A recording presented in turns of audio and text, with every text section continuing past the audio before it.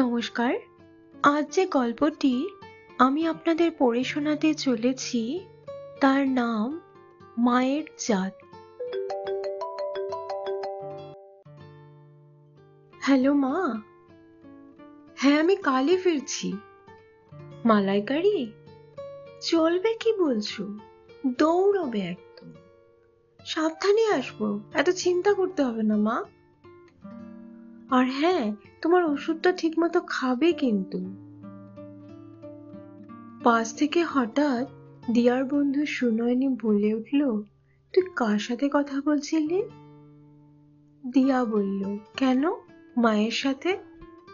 কিন্তু শুনেছিলাম যে তোর মা ছোটবেলাতেই মারা গেছেন। এতদিনে তো তোর বাবা ছাড়া কাউকে দেখিনি রে। হাসি মুখে দিয়া বলে উঠল, মা মারা গেছেন ঠিকই, কিন্তু এ জগতে ঈশ্বর মায়ের জাত তো আর কম সৃষ্টি করেননি। দিয়া লেখাপড়ার জন্য থাকে শহর থেকে অনেক দূরে হস্টেলে, ফেরে 2-3 মাস অন্তর। বাবার একমাত্র মেয়ে দিয়া, সে কোন ছোটবেলায় মা মারা গেছেন দিয়ার। ছোট থেকেই তাই দিয়ার বাবা অনিরুদ্ধ বাবু অনেক আদর যত্ন করে বড় করে তুলেছিলেন ছোট্ট দিয়াকে। বহু বছর আগে গ্রাম থেকে শহরে মাকে নিয়ে চলে আসেন অনিরুদ্ধ বাবু। মায়ের মৃত্যুর পর স্ত্রী ও সন্তানকে নিয়ে তার সংসার। কিন্তু স্ত্রীর মৃত্যুতে সংসারের ভিত নড়বড়ে হয়ে যায়। হাল ধরেন অনিরুদ্ধ বাবু নিজেই। অনিরুদ্ধ বাবু একমাত্র মেয়ে কিসে ভালো থাকবে ভেবে এসেছেন চিরটা কাল। কিন্তু মেয়ে যখন ভালো কলেজে পড়ার সুযোগ পেল অন্য শহরে, শত কষ্ট হলেও না করেননি তিনি মেয়ের ভবিষ্যতের কথা ভেবে। শিক্ষক অনিরুদ্ধ বাবু রিটায়ার করেছেন কয়েক বছর আগে। বাড়িতে চাকর শিবু সব সময়ের সঙ্গী, আর আছে বই। রাত জেগে বই পড়েন অনিরুদ্ধ বাবু। তাই বিকেলে প্রায়ই চলে যেতেন পাশের লাইব্রেরিতে। সেখানেই আলাপ জ্যোতি দেবীর সাথে।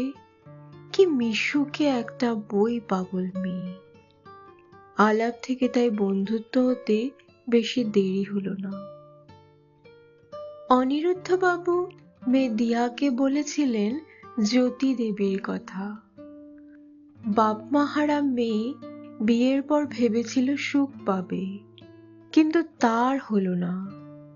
বিয়ের বছরখানেক পর সন্তান ধারণ করতে না পারায় স্বামীর জীবনে অন্য নারীর প্রবেশ ঘটে।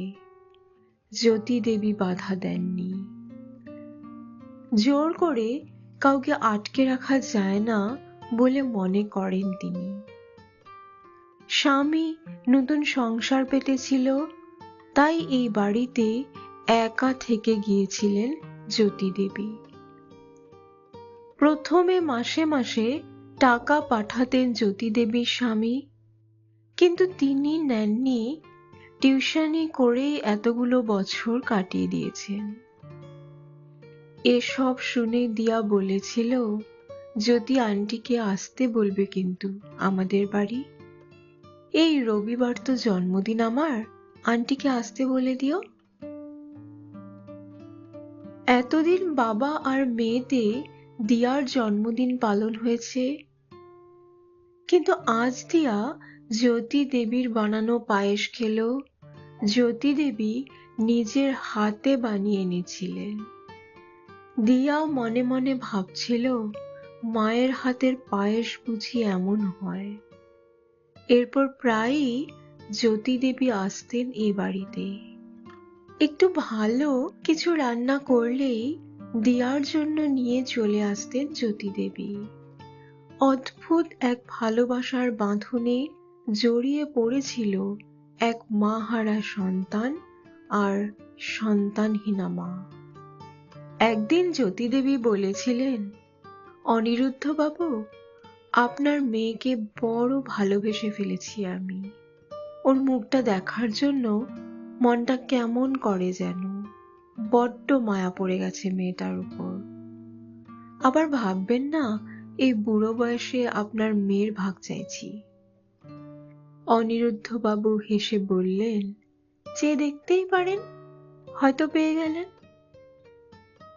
কিন্তু জ্যোতি দেবী যখন শোনেন দিয়ার দূরের হস্টেলে চলে যাওয়ার কথা, মনটা খারাপ হয়ে যায় তার।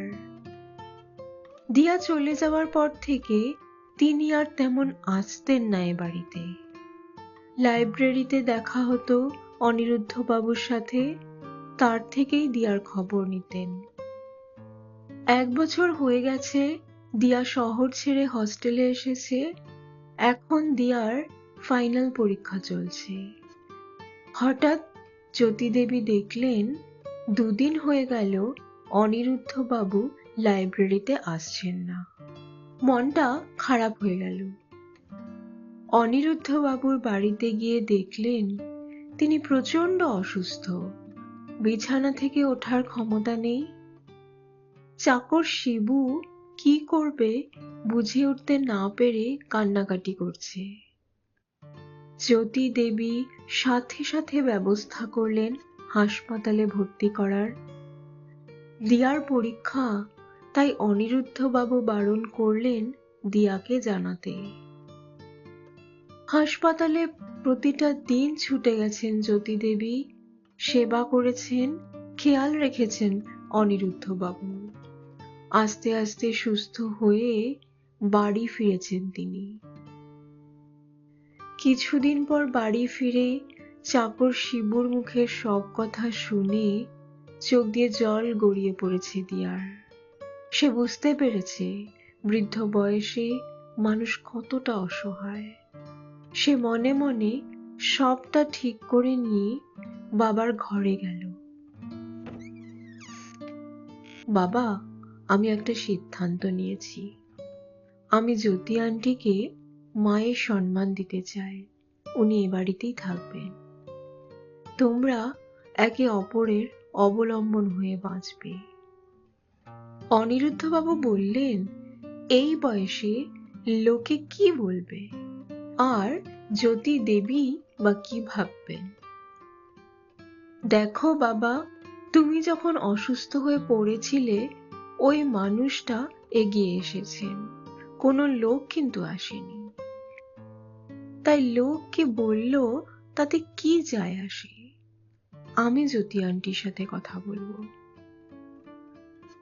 সেদিন জ্যোতি দেবীর গলা জড়িয়ে যখন দিয়া বলেছিল, আন্টি মা হবে আমার, হাউমাউ করে দিয়াকে জড়িয়ে কেঁদে উঠেছিল জ্যোতি দেবী।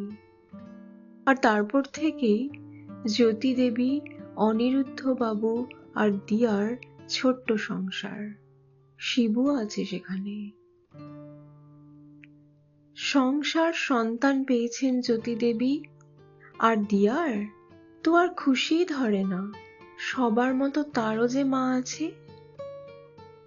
দিয়ার মায়ের ভালোবাসা কিন্তু কারও মায়ের থেকে কম নয়।